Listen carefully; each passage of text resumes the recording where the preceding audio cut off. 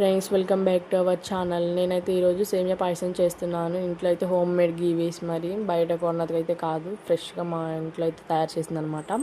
ఇదైతే అమ్మవారి కోసమని నేనైతే ప్రసాదం చేస్తున్నాను. మంచిగా ఫస్ట్ తులసి అమ్మకైతే మంచిగా పూజ చేసుకొని ప్రసాదం పెట్టాను.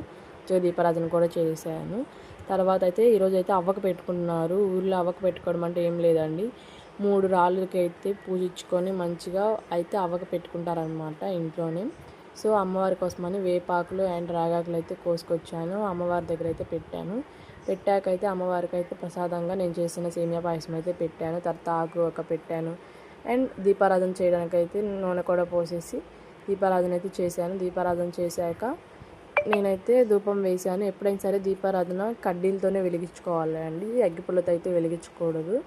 సో అలా వెలిగించాక ధూపం మంచిగా వేశాను. ధూపం వేశాక మంచిగా కొబ్బరికాయ అయితే కొట్టాను. కొబ్బరికాయ కొట్టాక అయితే హారతి ఇచ్చాను.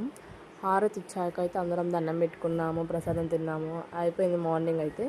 ఈవినింగ్ కూడా సేమ్ ఇలానే పూజ చేసాము, కానీ ఈవినింగ్ అయితే వీడియో తీయలేదు. ఈవినింగ్ అయితే అమ్మవారికి నైవేద్యంగా అయితే నాన్ వెజ్ అయితే పెట్టాము. ఈ వీడియో అయితే మీకు నచ్చినట్టయితే లైక్ చేయండి, షేర్ చేయండి అండ్ సపోర్ట్